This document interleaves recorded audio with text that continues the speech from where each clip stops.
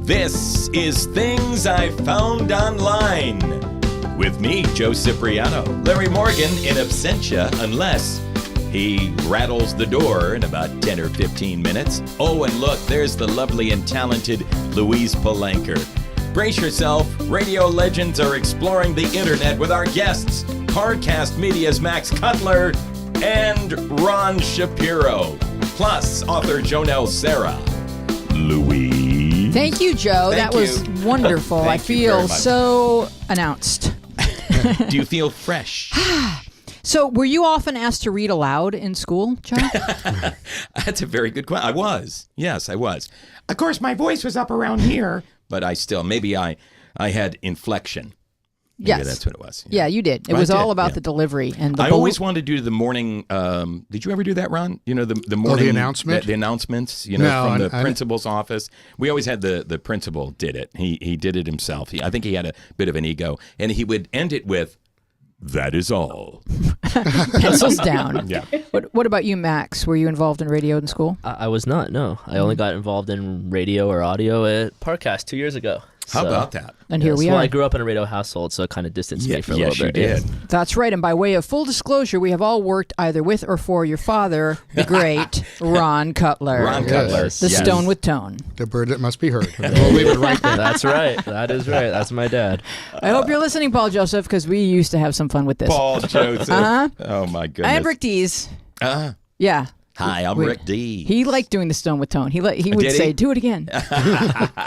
So we're going to be exploring true crime media with our guests, Ron Cutler, Ron Shapiro, one of the great Rons. Yes. I am currently married to a Ron, so I've joined the Ron Club. Oh, congratulations. That's only Yes. currently? Is that not ongoing?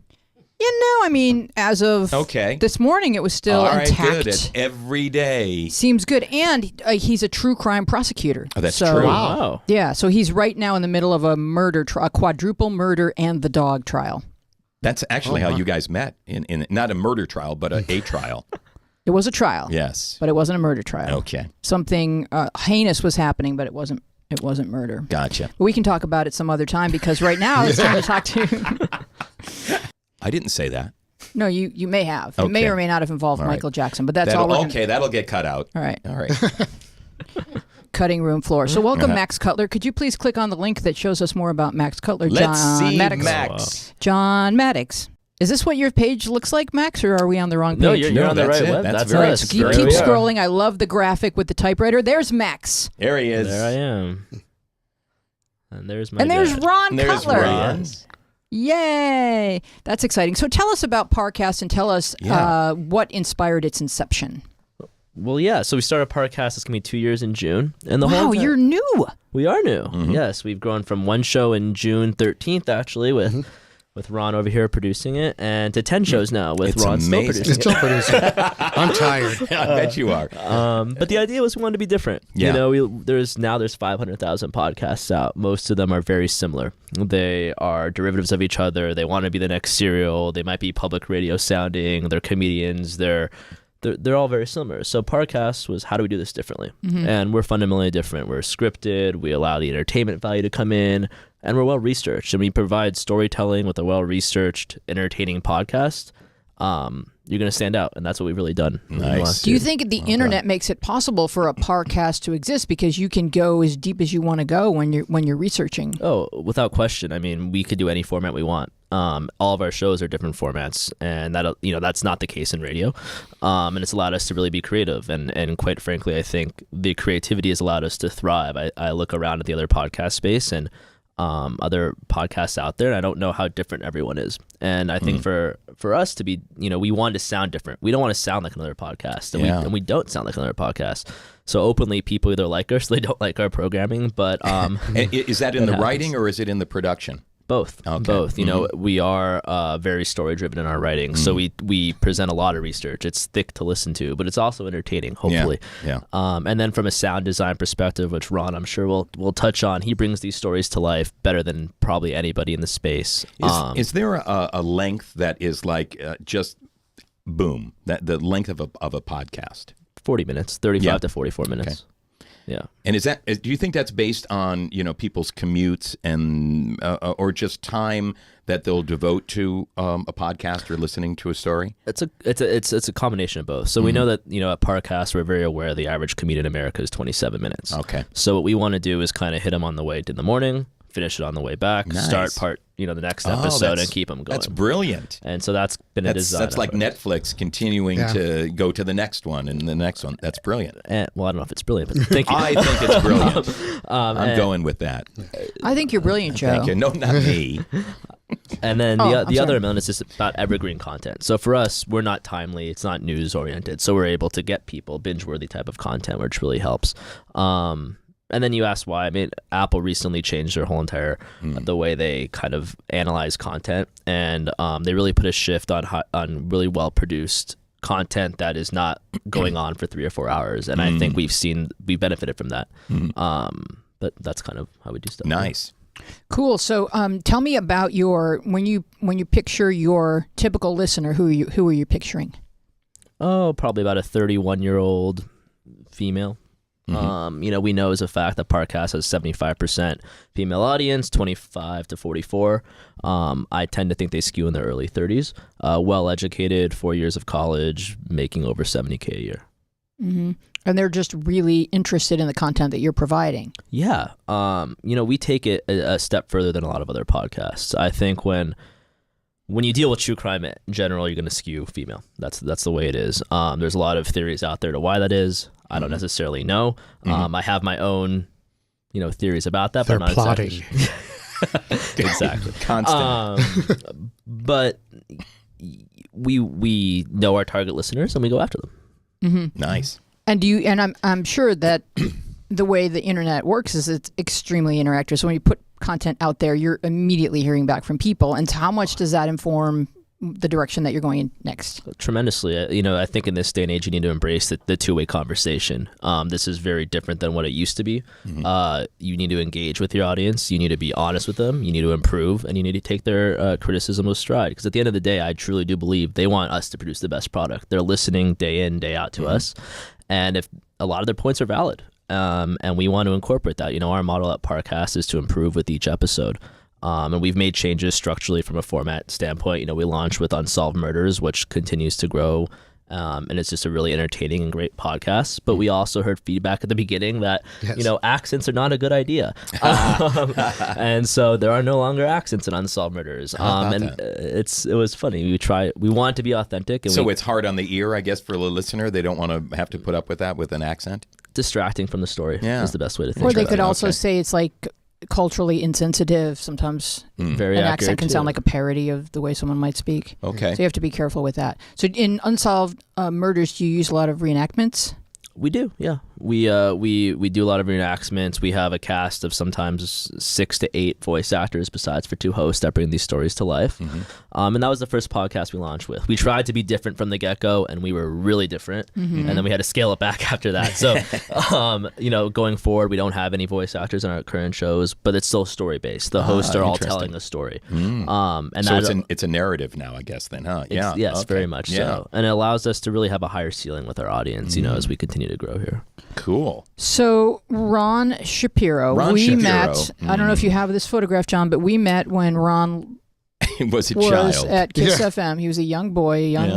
Do you have that photo, John? Well, he kind of looks like a young boy right there. Look at him. Yeah, he does. There he is. At Kiss FM. I remember that shirt. Actually, I remember How's that. It doing? I think I still wear it. I remember that mustache as well. Yeah. Yes. It's interesting to look at that studio, and that's probably from the 80s. Yeah, Everything I think that's right when I started. I think that was 1989. Yeah, it's very analog. So, yeah. You got an 8-track machine in the background there, and although it looks like there's a keyboard, so maybe there was some sort of a there was digital a sampler, so like the kiss, right, right. Instead of just somebody doing kiss, I had to actually put it in the keyboard and go kiss. So we all worked at Kiss FM. We all worked in or for or around Rick D's, and then in the morning. Yeah, and then Max, your dad, went off and formed Cutler Productions, and then me and Tim Kelly and Ed Mann and who else was there? Steve Lehman.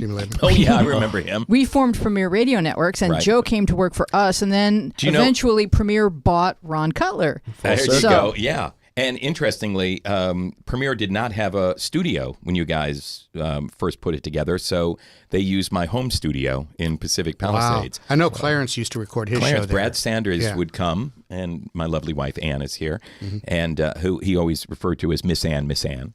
I love Brad so much. He's great. He's the best. So we were the studio for Premiere Radio Network in my basement of my house, and they put in phone lines, broadcast phone lines to the satellite company in Culver City. So I went, and this is big, from Ron Cutler's garage to Joe Cipriano's basement. There you go. Yeah, and it was just a career path that was just scorching. And now we're in your living room. And now I'm in. This is actually supposed to be the master bedroom. Oh, wow. Oh, it is. You don't know that because we've covered up all the windows so that everyone feels like they're in Ron Cutler's garage. Yeah. That's the feel I'm going for. That's what you were going for. And you've got it. I've got it. Yeah, you've done it. Nailed it. So your shows include unsolved murders, conspiracy theories, cults, female criminals, haunted places, historical figures, serial killers, tales, unexplained mysteries, Gone, and Jack the Ripper. Wow. Dude gets his own show. Mad respect, mad respect. And so are all these shows still ongoing, or some of them had like they ran their course and then it's on to new things? Yeah, no, the only show that's not ongoing is Jack the Ripper special. That was 3 episodes. He's a legend in his own right, so we had to do him justice. But yeah, no, all the shows are ongoing. That's kind of what makes Parcast different, is we are all weekly and bi-weekly content, not really the short form 6-episode, 12-episode type of shows. And it's exciting. It's amazing just hearing you list all those shows. I'm like, wow, we did it. It is amazing. And you the guys, fact that you developed that much in just 2 years, right? Yeah, just 2 years in June, not even 2 years. And this year we've added 5 shows just since January, which is, it's remarkable. Crazy. Yeah, it's really great. So when you add shows that quickly, does that mean you have to staff up, or that the people working there just have more to do? Yes. It was a smile for that.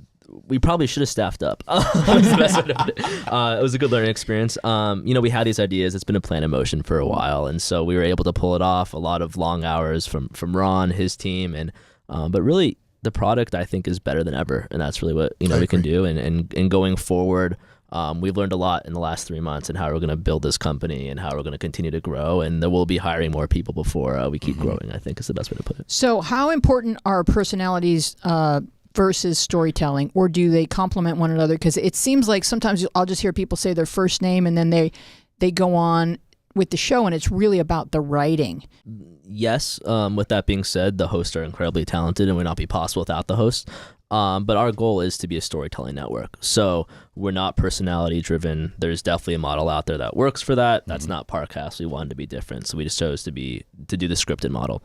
And that allows, we have some of, in my opinion, the most talented hosts that really bring these stories to life. It could be a great script, but if you don't have a great voice, if you don't have the right inflection points, it's not really going to matter. And all of our hosts, for that matter, have done a really great job of helping us out. And you'll mix and match them on different shows together? Yeah, so we work intimately with all the hosts. So we kind of, in my mind, I have an idea of who would work well with other hosts. And also from a marketing perspective, in business, it's great to say, oh, I have another show coming out over here. So that really helps us out. Yeah, absolutely. So is it a little bit of a throwback as well? You're creating theater of the mind. It's almost like what radio drama used to be, in its era. We've kind of come full circle in a weird way. Yeah. It's really full circle when you think about like the hosts are doing the ad reads. It's not radio. It's on Jack and stuff like that. So definitely to some degree, a lot of our more recent programming is not as much theater of the mind. Having said that, I think Haunted Places, which is one of my favorite podcasts. My favorite. It is. Yeah.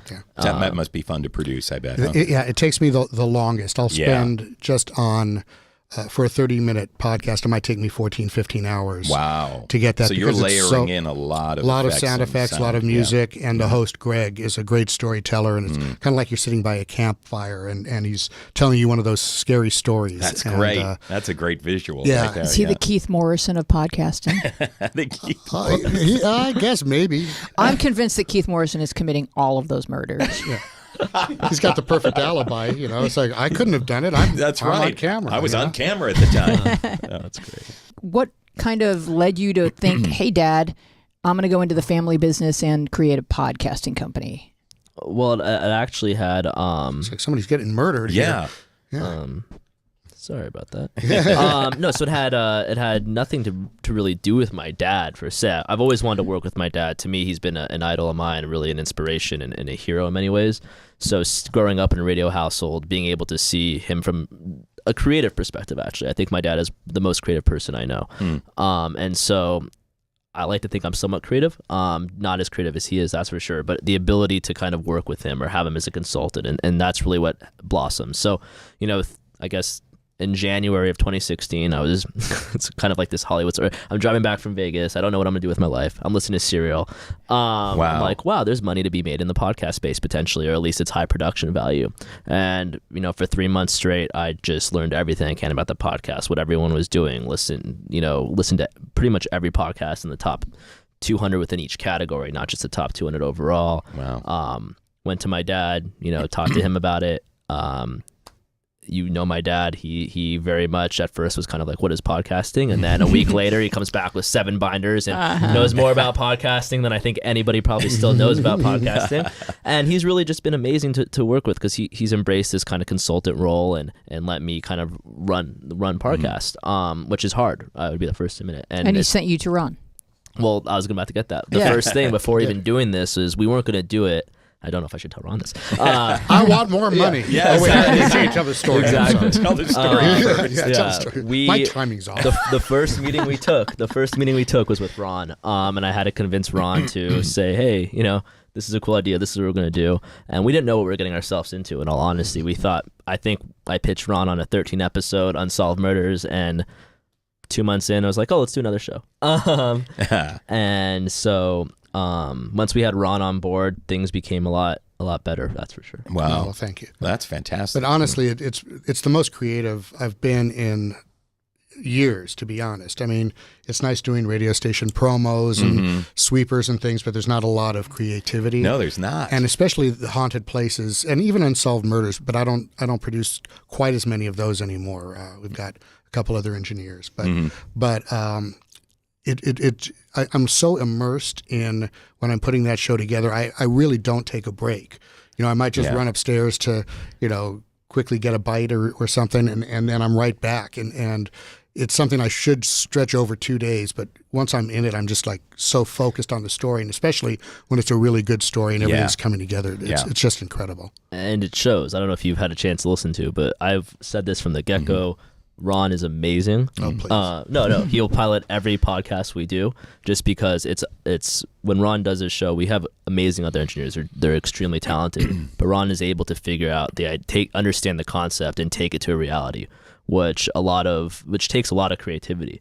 And it's just different, and it really is a whole entire team effort at Parcast, really. And also for you give them that leverage or that leeway to be able to go out and make it as creative as you like. 100%. I think encouraging creativity. That's what we want to do. Yeah. We want to we want to bring in people together that are extremely creative, and we want to let them thrive. Hopefully, we create an atmosphere where creative. This company was built on creativity. And I think everyone within the company, from an admin position all the way on up, is extremely story-driven and is extremely creative. And if you have that, you're in this day and age when everything becomes very compartmentalized, I think you start to be able to win. Is it like a weekly television show, a network show, in how you pull it together with writing the script, then deciding going through like a table read or something like that? I know you only have one host that's doing it, the storytelling, but is it a week-to-week thing? So you're working right now on next week's program, or is it out further than that? No, we try to be, in general, we want to record 4 to 6 weeks in advance of the actual episode. That gives us a lot of time for mistakes potentially. We just want to be rushed. As Ron said, it takes him 14 hours to do a haunted place. Is that what you said? Yeah, just the mix down of it, not even the editing and the narrating. Yeah, just the mix part of it. And so when you think about how much time and effort goes into these shows, we don't want to rush them. We know that we have a great product, and it would be a shame for us to rush that and lose our listeners from that. Right. It's really exciting to see the original form of broadcast media being so many different seeds being planted that nurture it back to its original format, which is, because radio had become sort of really constrained and really formatically driven to where, you if you were jockeying, you had to read off a card and you got yelled at if you didn't say the call letters before and after, everything else that you said. And now with podcasting, you can create the theater of the mind, and the original intention of radio is back and blossoming, and that's really exciting because when people use their imaginations and they just listen, it's... Well, our first show, Unsolved Murders, was just like old-time radio. It was, yeah. And still similar, but I think in the beginning, again, with the actors, with, trying to be those characters. One person might be three or four different people in a script. And that really was a lot of sound effects and music. It was a little more heavily produced in the beginning. But that was just like old-time radio, except it wasn't live. It didn't have people standing around a microphone, doing the parts live. Right. And that was the difference. But just footsteps. Exactly. and a lot of them I have to make, and some of them, luckily, I have in libraries. And a lot of watermelons getting cut, huh? Yeah, that's the axe. Yeah. Good one. It's a watermelon. Yeah. So we're here partially to explore why women are so obsessed with murder. Yeah, why is that, Louise? Well, it's... I may have some answers for you. Okay. Dina may have some answers for you because she's also been looking into this. It seems like I posted this on Facebook. If you can find that post for me, John. True crime is extraordinarily popular with women. We see it on CSI, 48 Hours, Investigation Discovery, Law and Order, Dateline. And of course, the true crime mystery genre is exploding in podcasts, which raises the question, why are women so obsessed with murder? So I posed this question on Facebook. Everyone had an idea about this because it gets into many different layers of human psychology and just the relationships between men and women.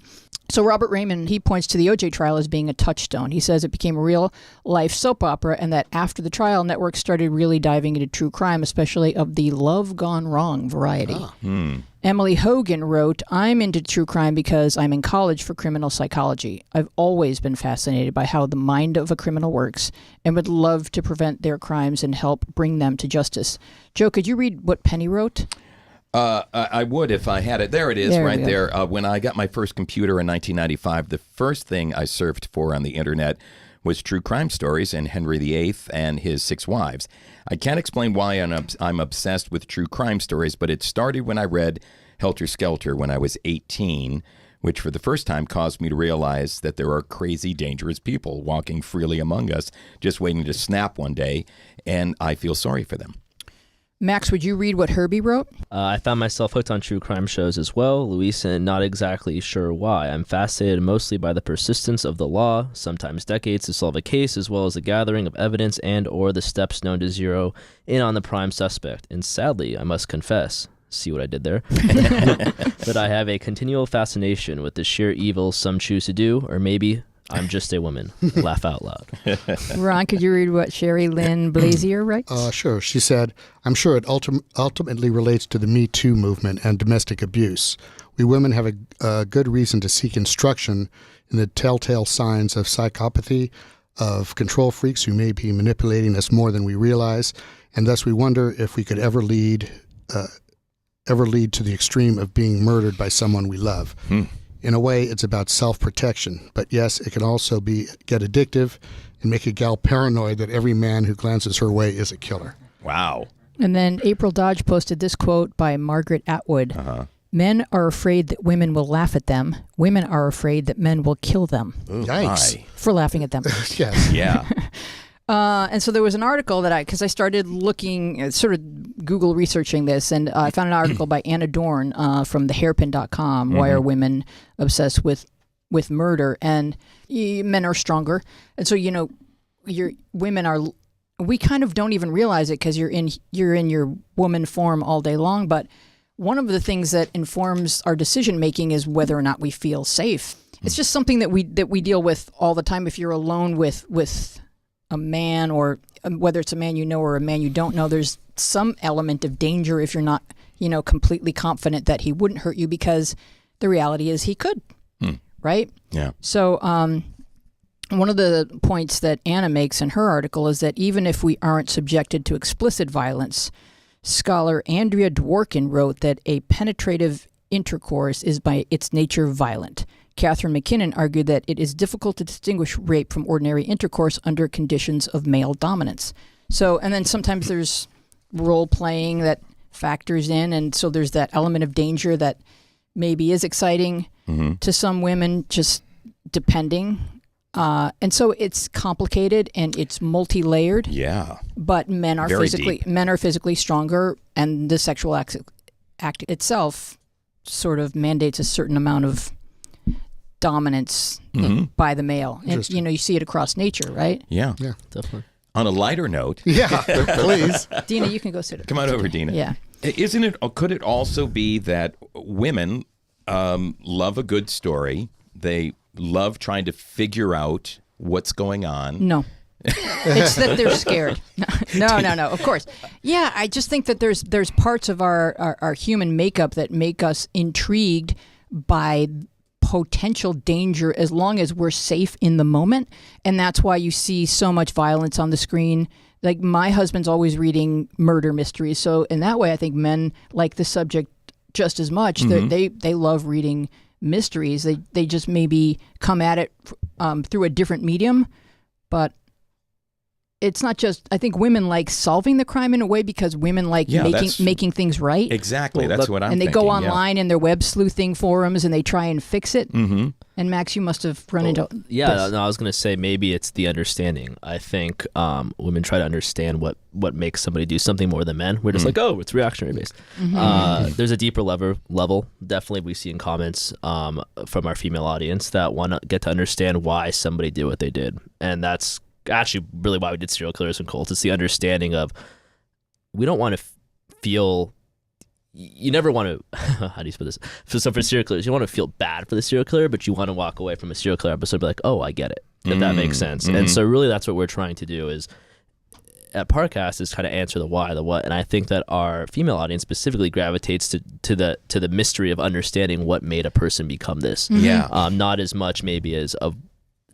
I think there's an element to it, but a lot of people think the victim, like trying to avoid becoming a victim, that's part of it possibly, but I believe it's really the understanding of what made somebody do that. Yeah, because when you learn journalism, you learn who, what, where, when, how, why. Mm-hmm. And I was always more interested in why and not really understanding why that came last. Like, you can tell me where it happened later. I'd like to know why it happened. Yeah.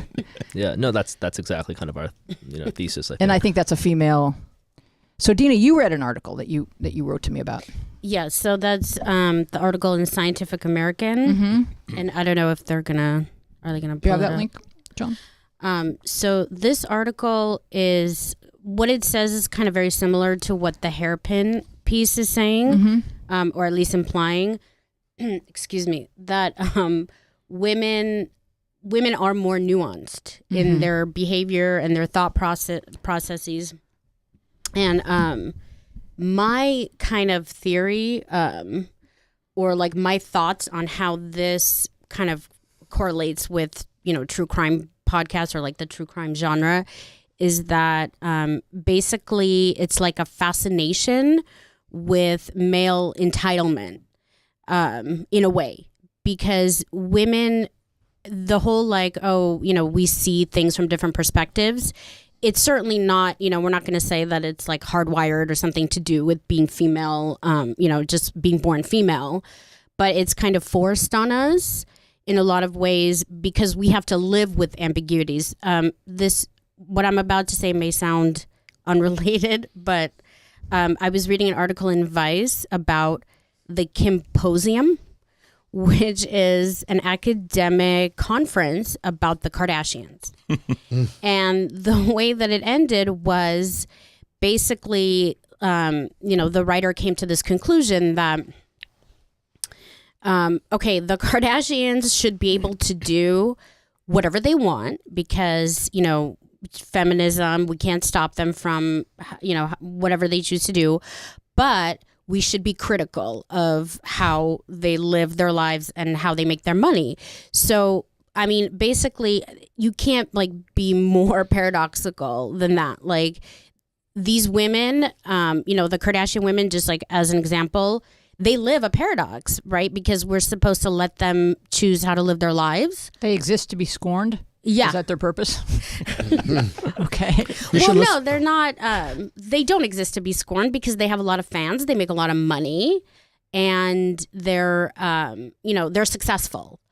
but a woman who's successful on, the terms that they're successful can't be just free to enjoy that success, right? She has to be criticized for like different reasons, right? For a variety of reasons. So you're saying like if you're too fast, you're a slut. If you're not fast enough, you're a prude. And exactly, yeah. So women all live with ambiguities that we have to follow the rules, but we don't know what the rules are.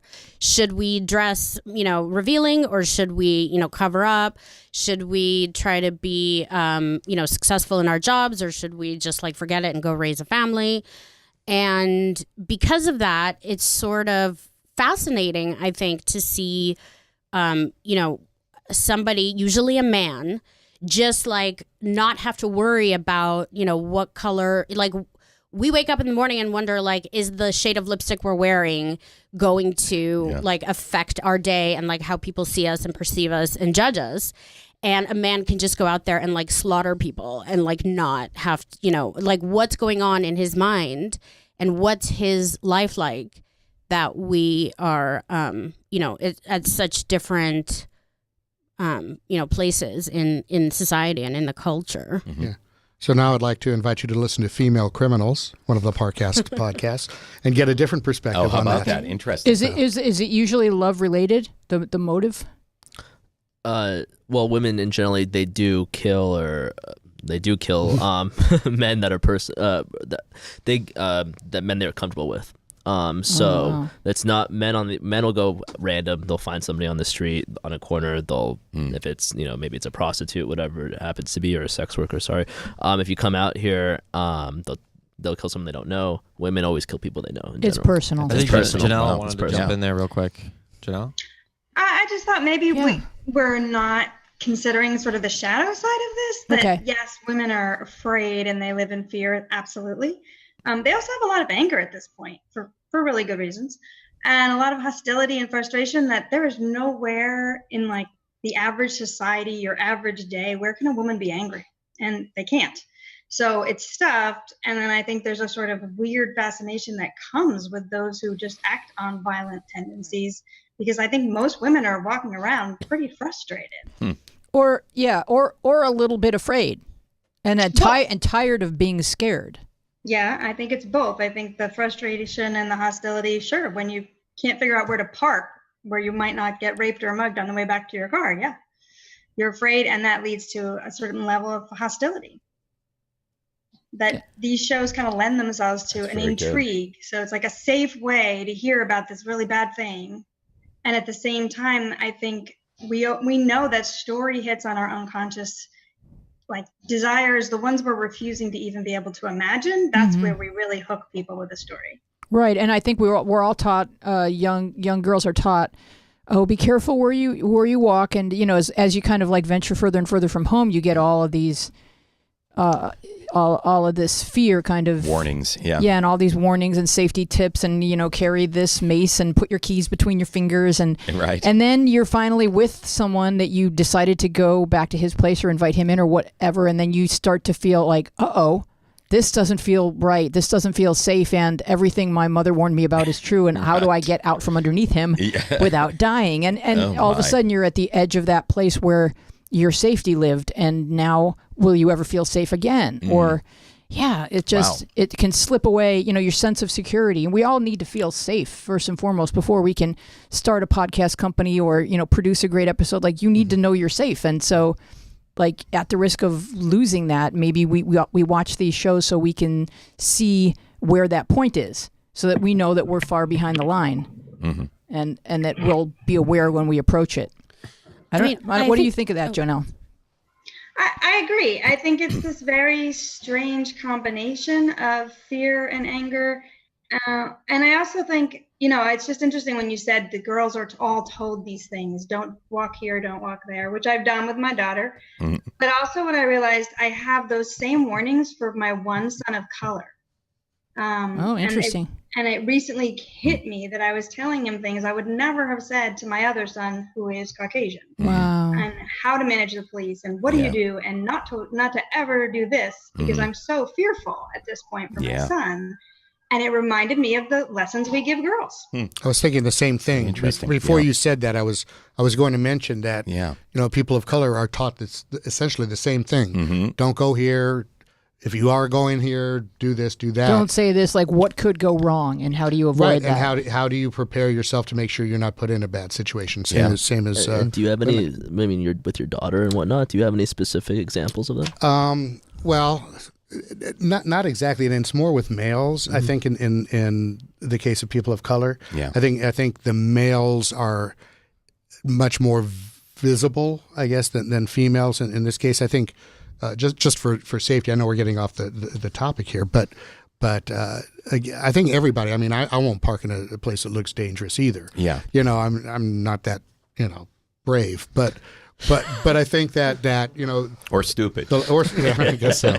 But some neighborhoods that used to be bad are now really good. Yeah, so exactly. I'm really confused. Yeah. I don't know. Yeah, this gentrification makes safety so confusing. Yeah. Well, Ann and I have a place in Brooklyn, and every Uber or cab driver we're with saying, "Man, you wouldn't want to be here 8 years ago." Yeah. Really? And now it's look what you guys have families. done to the neighborhood. Exactly. It's like have the Ciprianos move in. We pulled the neighborhood The Cipriano down. effect is just dazzling. So, Janelle, I want to talk to you about your book because, as far as I can tell from everything I've read, no one gets murdered. What? Is that? I don't want to do any spoilers. Okay, good. But I can agree that no one gets murdered. Okay. Well, people die, but no one gets murdered. Okay. Well, And they it's- made it look did like an write- accident. And it's set in Sonoma, California. Yeah. Tell us about your book. It is a literary novel. It's set in Sonoma, and it's about three families and sort of the way people's lives interact, and become entwined.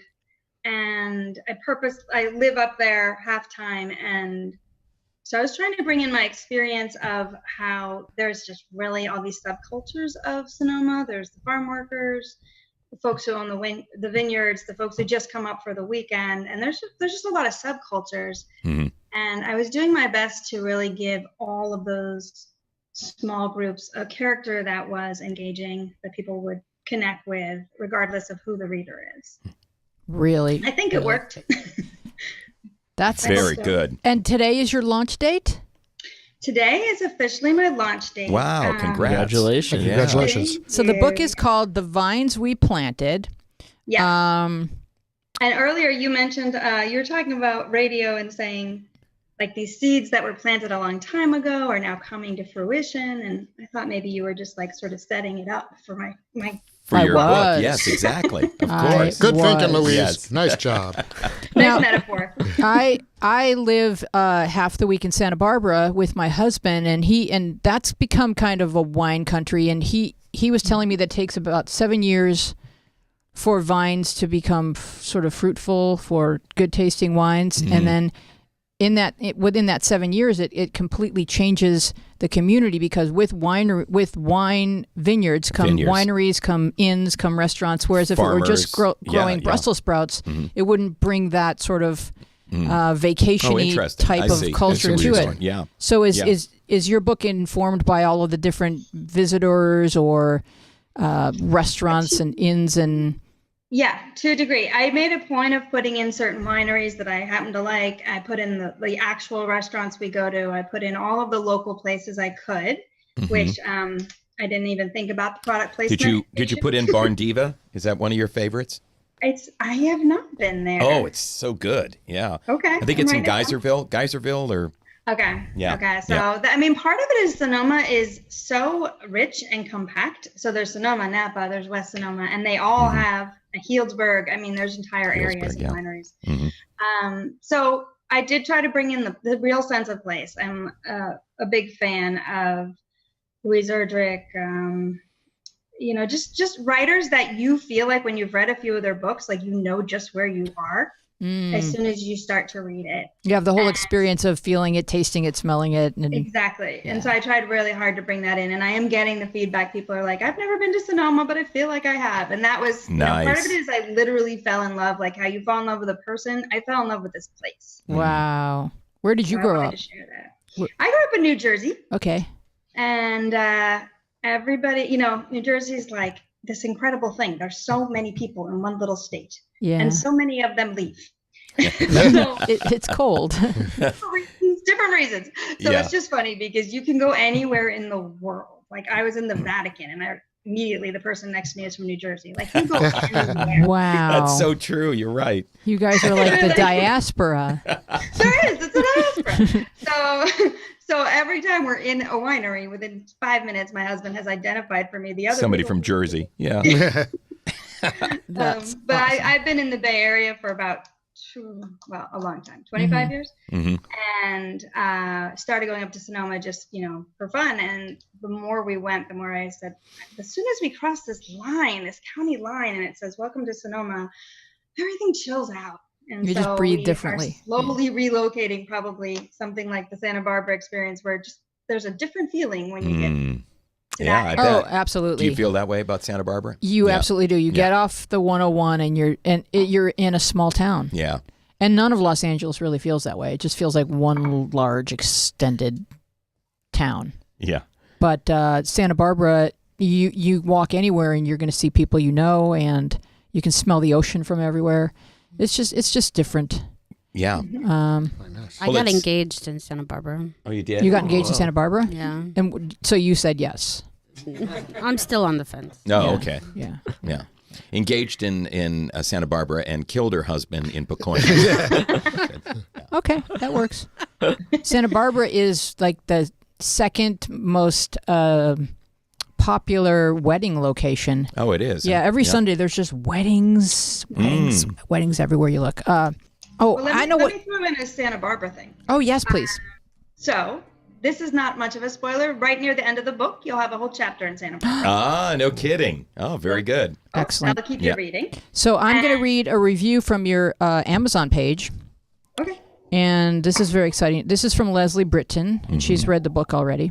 And she writes, I really enjoyed reading this book. The Vines We Planted has everything I love in a story. Interesting, believable characters you can relate to, good dialogue, and subtle prose that make you stop and think. Oh yeah, and some romance too. I also really liked how the author included issues going on in the world today, poverty, addiction, deportation, to name a few, without being preachy or self-righteous, as authors sometimes do. Great job, Janelle, Sarah. I highly recommend this book.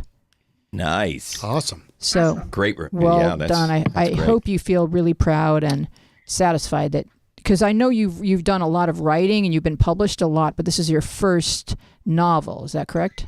This is my debut novel, and I think it's kind of like your first kid. You're afraid that you're going to mess it up. And you also know it'll never be quite like this exciting again. Nothing's going to be as exciting as the first. Oh, wow. Yeah. And you have to tell it to be careful where it parks. But yes, it's very exciting. And I do want to throw in one more Santa Barbara plug, which is, maybe 2 years ago. Yes, I think it was 2 years ago. I threw in to a contest. And when you're just working on getting published, someone told me you throw yourself into every contest. Sure. You can. So I did, and they called me one day and said, you're answering your email and you won, and it was the Santa Barbara Writers Conference. Wow, very good. That's at the Fest Parker. That's huge. Yeah, it was really fun, and it had gone to my spam. Thank God they called me. Wow. And so they gave me a free week, and I got to go talk to lots of people, and I brought the first chapter with me. And got a lot of great feedback there. Oh, that's great. I just want to give a little plug. That's very good. Working. Well, congrats on that as well. Gosh. Well, I am going to read your book next. I am as well. Yes, and Anne Cipriano is going to read your book because she's a reader. Yeah. Is it an audiobook? Yeah, that's a good question. Very soon. Are you doing it? Is it an author read, or are you hiring a narrator? I am not doing it. I got advised not to, and I'm really glad, actually. Okay. I would have been a nervous wreck. But a company called Verity Productions is doing it. They are down in San Diego. Mm-hmm. And I just got an email that they want to talk to me on Thursday about distribution. They think they'll have it to me by next week. So there will be an audiobook in about a week. Fantastic. That's exciting. Congratulations. It's really exciting. And I picked the people I liked reading just randomly off Audible, and I said, I know that these are the big deal people, but I want you to get a sense of the voices I love. And I gave them 3 names, and he wrote back and said, one of them is ours. And really? I'm wondering, is one of them Scott Brick? Are you familiar with his work? I am not. Oh, okay. Scott does a lot of great work in audiobooks. I think 50% of the books I listen to, he's the voice Scott, of them. Yeah, he's amazing. Yeah. I'm writing it down. I know him. Maybe I can hook you up. Didn't he send you an audio birthday greeting last year or the year before? That. You're right. He did do that. Very descriptive. Yes. Joe, did you read the audiobook of your book, the one that I did, you wrote of our kind of autobiography Ann and I wrote together, Living on Air. And it's difficult work. I mean, it goes, well, probably in producing them. It's a lot of words. It's almost a 6-hour listen. There's a lot of words in a book. Yeah. And it goes on and on and on. In order. But thankfully, we didn't use any big words. Okay. Well, Joe, have you ever been asked to read any other audiobooks? Because you have a very famous voice. I've been asked to leave the room several times. No, you know what? It's not something that I've pursued. When you get into that field, I mean, that is a commitment of time. Right. And maybe someday I would love to do that. It was interesting to do our own and get a feel of what that's like. And I think when I was done, I said, well, I'll never do that again. Yeah, because mostly Joe's day consists of opening up a microphone saying, in a world where people are... Sunday, it's an all-new... Yeah, Sunday, it's an all-new Simpsons. Yeah, right. All right. Okay, Ann, let's go get lunch. Let's take a nap. You do have a great voice. Oh, thank you. I'm not into the long form, but I love listening to audiobooks. But, actually, with your book, I really would like to read it. I love... A good book, something that you can hold on to. Yeah. Not an e-reader, I like reading books and listening to podcasts, so that's kind of how I break it up. But if it's a really, really long book like Hamilton, I will. When I listened to Hamilton, I got so far behind on my podcasts. Oh, I'm sure. Yeah, because Hamilton's just really long. Yeah. There's a lot of hours. Yeah. Yeah. The guy that read the Hamilton book, that's the Chernow book, oh my gosh. I was just like, how much water did he go through? This is just... The fact that people actually do that for a living, they read. And also, not only that, but they'll create upwards of 40 characters, 50 characters, and then remember what the voices are for each of those characters that are in the novel. Yeah, and also the different languages. So that's one of the tricky part with us. So the main character of my book, his name is Uriel Macon, and they had to call me a couple times and say, can you just say it again? Yeah. By the way, I'm not doing your audiobook. I just decided. Does he have any Too nicknames? big a word. Can we call him Skipper? Right. There are big words, too. Oh, my gosh. Okay. That's wonderful. Do you want to stay with us, Janelle? Because we're going to do one of our weekly features called What's Twitter Trending. Are you on Twitter, Janelle? Of course. I've already tweeted about us right now. Oh, so, good. Yeah, I'll stay. All right. So what I saw Twitter trending this morning is hashtag favorite mom memory, because we have Mother's Day coming up this weekend. Nice. It sounds like a bird just got slammed into a window. It was a bird flying at 50 miles an hour into a plate glass window. Yeah. But he's okay, folks. He's okay. No animals were harmed. No, he's okay. Do you have the tweet, John? All right, so this one is from Edward James Thomas. He tweeted, favorite mom memory, taking my brother and I to the bowling alley when my father thought we were at church every Sunday. Every Sunday. That's cute. Just Me tweeted, she once threw her shoe 30 feet and caught my brother between the eyes. Oh, jeez. Oh, So hashtag me too. That's a mom with good aim. Yeah. Esther tweeted, and I love this. Do you have Esther tweet? Look at them. Look at mom and daughter. They're so sweet. Yeah. Esther tweeted, I was 6 and my mom picked me up from school. I was crying. She asked me why, and I said the girls at school said I was ugly and stupid. She parked, turned off the car, looked at me and said, you are beautiful and you are smart. Don't let anyone ever tell you you are not. I love you.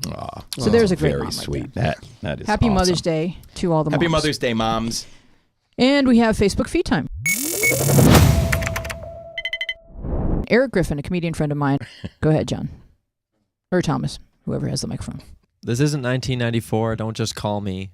Check in first, especially if you're calling from a number I don't know. Okay, so you can click on all the responses, but this provoked quite a conversation. The gist of what he's saying is that you can't just up and call someone. Just can't pick up a phone and call someone. No. You have to text. Is text now first. a good time? Oh, my. So is that a thing? Oh my God. Is that a thing, Max? Oh, definitely not. I call everybody. I call Ron Do 100 ya? times. I don't text anybody.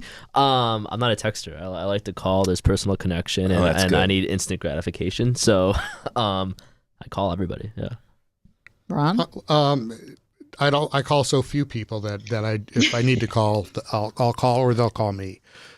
But I don't know. I mean, we're probably of the age where remember when the phone rang, you didn't know who was calling, and you had to answer it. Right. You would run like, "Oh my God, I got to get the phone!" Get that phone for God's sakes! Yes. And it was like, sometimes you were surprised who called. Sometimes you were expecting the call, but now it's like, no. And then you look at it and say, I don't want to talk to that person. Right, exactly. It's generational. Yeah. I mean, you know what? I think I would pick up the phone and call you guys. Yeah. I call my friend Stoney, without texting first. But maybe with our kids, maybe I would text first, to see if they're around. I don't know.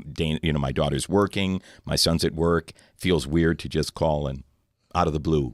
Sometimes I do that with my daughter too. Now that you mention it, do you text her? Is now a good time if she's Well, in it drives me class or exactly like if she's in class or Max he's setting up for Here we this. go. one. No, Let's it go. drives me crazy when my mom or my dad. Well, my dad doesn't text, No. but when my mom texts me, I just lose it because Tell us about that. well, she starts using emojis, right? And I'm just, how does she know how to do this? What does she do? And then it's never just a question. It's hey, how it's a little formal a little bit, but it's trying not to be formal. So something that could take 10 seconds to ask me on the phone ends up being a 30-minute conversation. Takes forever going. And now she has gifts, right? And so she starts figuring. It's a whole entire conversation. She's into it. Yeah. And she thinks she's so cool with it too. And I'm like, I don't even do this. No. I use punctuation in text, which I don't think anybody. Oh, I does. do. Or the dash, love you, mom. At the end of it, it's like after. Yeah. It's is this from Mom? I didn't know. yeah, I'm glad she signed it. I use a lot of dashes. Yeah. I just feel. I think there's easy. probably something extremely generational about the way you would text with your friends and the way you would text with somebody from our generation, because we didn't grow up like at the same speed as you in terms of like what's cool to say or what's cool to text or when it's cool to call. But if for Eric to be like, I'm not even, like on Facebook, I'm going to tell everyone who's ever called me that I'm not okay with that. I'm not okay with that. Yeah, and I don't know if you can click on some. It created this whole conversation. I don't know if you can click on some of the answers, but his friends are all comedians, so it was hilarious. By the way, I was also told by my kids, do not leave voicemail. You do not leave voicemail. I realize now that that's a thing. Yeah. No. I didn't know that was a thing. Don't I leave can. voicemail. No. Just hang up and text. They know you called. There you go. Oh, hang up and text. Yeah. Okay. So can you guys read some of these? I can call you whenever I want. You hear me, Griffin? Wait, you have to credit whoever wrote that. I can't see who actually wrote All that. right. But, Call you any this damn is time I want. Deanna Isabel? OMG, yes, text me that you're going to call me monster. This is Ty Rivera. Rivera. I agree, but you still got a shitty attitude. There you go. Those are his fellow comedians. So that's the good. responses that he's going to get are funny because if people don't agree with him, they're not going to be like subtle about it. Right. Exactly. So I kind of know that like you probably shouldn't FaceTime without texting first because someone could be that I agree. Yeah. That I would agree. thinking it's a phone call because it sounds similar and they answer it and they're not wearing clothes and that's not something no one. Yeah. Mom. Yeah, like mom. Yeah, so I totally. What's the emoji for that? I agree with setting up an appointment to FaceTime, but I don't think you should have to set up an appointment to call someone. It's just polite. I think it's just polite to give someone the opportunity, like emotionally prepare. Well, does it also depend What the on hell how are you calling about, Dina? Does it say hi? Doesn't it Want to get depend a on coffee? how close you are with the person? Like, Yeah, it actually depends on a lot of things. What's the call about? Okay. What is like the person's phone personality? Like I have some friends who won't answer, like would never answer the phone and just would be like petrified if their phone rings. So like I wouldn't call them. And like, if it's business, right, then it's like calls are coming in and out. No one's getting anybody, giving anybody a heads up. right. But with kind of casual phone calls, I think that it's better to either just avoid the call altogether and just text. I'm going to call Dina Or later tonight. I'm glad I didn't call her this morning. Yeah, I know.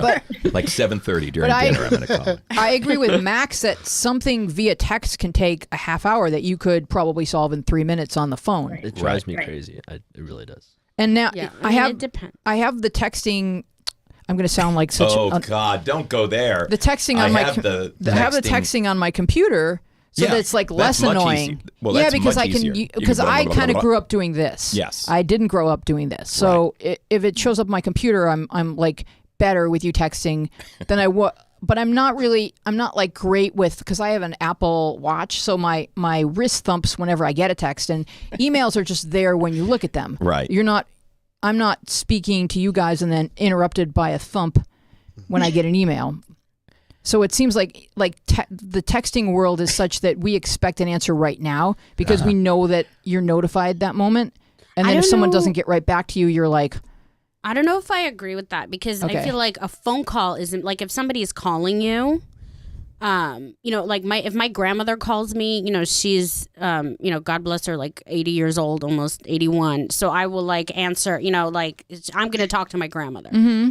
But I think that just like in general, there's like an immediacy to calls that like I don't want to do. Like if I don't answer that call, I'm going to feel like a little guilty because they wanted to talk to me like right at that moment. Yeah, but you could be in a noisy spot where you're thinking like, and I'll literally do this in my mind. I'll be like, you're in a noisy spot and you're like, why didn't they just text me? Because I could read whatever you're trying to say instead of trying to even listen to a voicemail or listen to your voice.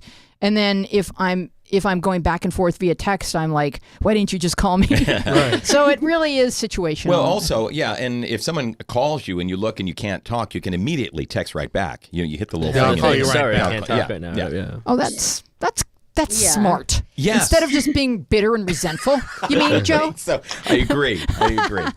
And I think it's generational that you like typing like this with your fingers and not the thumbs because you have arthritis in your thumbs. Right. And I'll type like this whether or not there's a keyboard underneath. Right, exactly. Right. You just do this I all only the use time. one finger to text. It's like, Oh, really? I don't even know how to do the thumb thing. It's very impressive. Yeah. I'm impressed with you young people. You whippersnappers, I tell you. Yes. By the way, where does young start? What's the age of young? I think 35 is 35 and it's below. the top below? of young. Okay. Yeah, 35 is the top of Our young. kids are still young. Okay, yeah, that's no, good. I'm not yet under that. In that classification, You're young, Dina. No, I'm not. Okay. I'm not 35 anymore. The definition of young is if you're at a certain age where if you were a millionaire, people would be like, "Oh my gosh!" Right? Yeah. So 34, yeah. Oh wow, he's a millionaire. Yeah, but then 45, you're like, "Yeah, he's a millionaire." So I just want to say one thing about like this texting and calling That's thing. actually a good point. 34, like, wow, 35. Good. So basically, like, I don't want to talk to anybody, like, ever. So if they call me, Really? if they call me, like, I'm gonna feel bad. But if they text me, then I can like put my phone aside and just be like, okay, I'll get back to them when I'm emotionally But do you prepared. have your read text on? Does it say seen? Isn't that horrible when someone you send a text I don't and do they that. see it I and they don't do text you have back? that, but that's why I'm careful Have it turned to off. not look at the actual text until I'm ready Then to why don't you just respond. turn it off? Turn it off. Just turn it off. Because I feel like it sort of gives legitimacy to when like I finally do respond to them because it makes it look But like we I all was know just that it really shows up on busy. the Oh, screen. okay. Oh, that's your way of saying I haven't looked at it because I was speaking to a 15-year-old girl about it because I don't have it on because I don't want that pressure of like I've read it and now I haven't gotten back to you. But I said, well, why do you have it on? And she said, oh, I want them to know. Right, yeah. She like it was a Those weapon. are like the mind games that the young people play. She wants them to know she's read it, but she's not talking. Yeah, right. And I was like, wow, there's so much intrigue involved. Right, Yeah. yeah. You know, like, and so much. See, it's like back to females and the passive This may be aggressive. a new podcast on Parcast. Yeah, like, why are women so passive aggressive? Yes. Call me. Yeah. Call me. Ron has got all the titles for all of the shows. I think the we've golf wrapped one this was up. going to be called Four. Yeah. All right, so what's coming up, you guys? And Janelle, are you still with us? Tell everybody where they can find your book.